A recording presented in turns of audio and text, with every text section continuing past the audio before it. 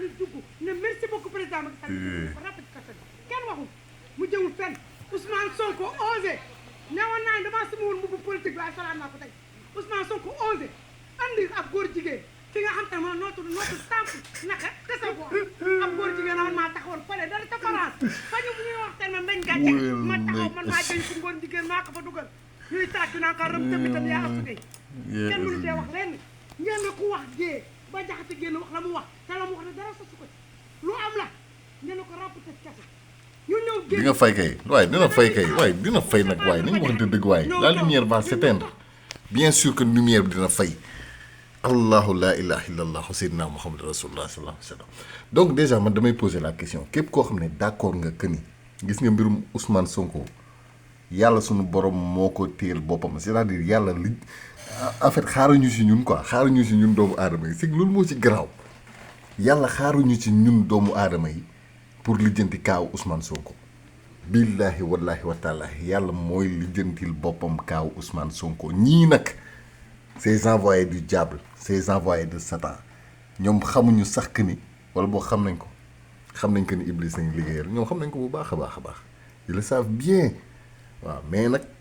li ñu xamul li ñu umpale mooy que ni yàlla la ñuy xeexal yàlla la ñuy xeexal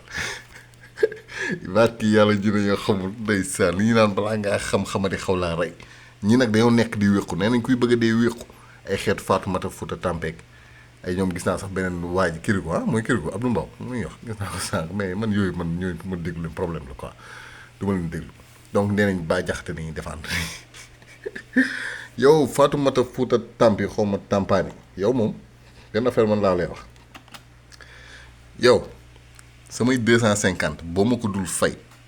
barki laa ilaha illallah boo ma fayul samay 250 francs fii ci àddina di ma ko fay àllaaxira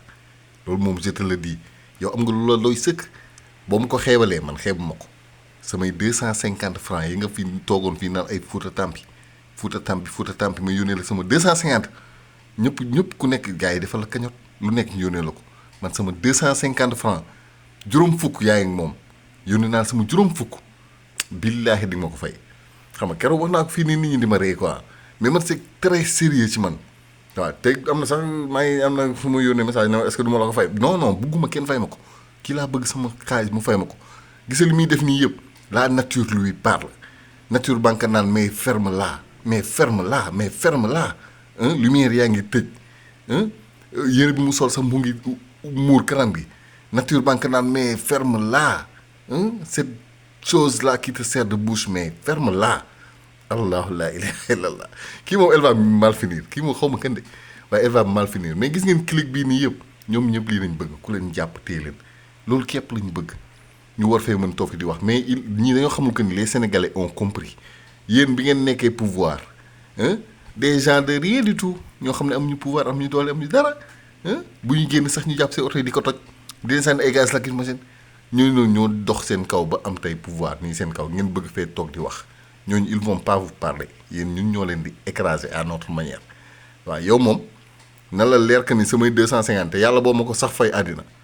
yàlla boo ma ko fay àddina parce que dama bëgg lay ak yow àllaaxira ah toi là je t'attends là-bas quoi samay 250 di ma ko fay bu neexee yàlla suñu borom billaahi wallaahi wa taalaahi baaluma la ko jéggaluma la ko su ma la njëkkee dee na leer ñëpp que ni amel nga ma 250 amel nga ma bor soo ma njëkkee dee say mbokk buñ ma fay yow yaa bay fayal sa bopp àllaaxira samay 250 ak yéen bi ma ci amoon billaahi wallaahi wa taalaahi di ma ko fay naa ko yemale fii balaa sama xol bi di jeex yaa ton visage de margouillat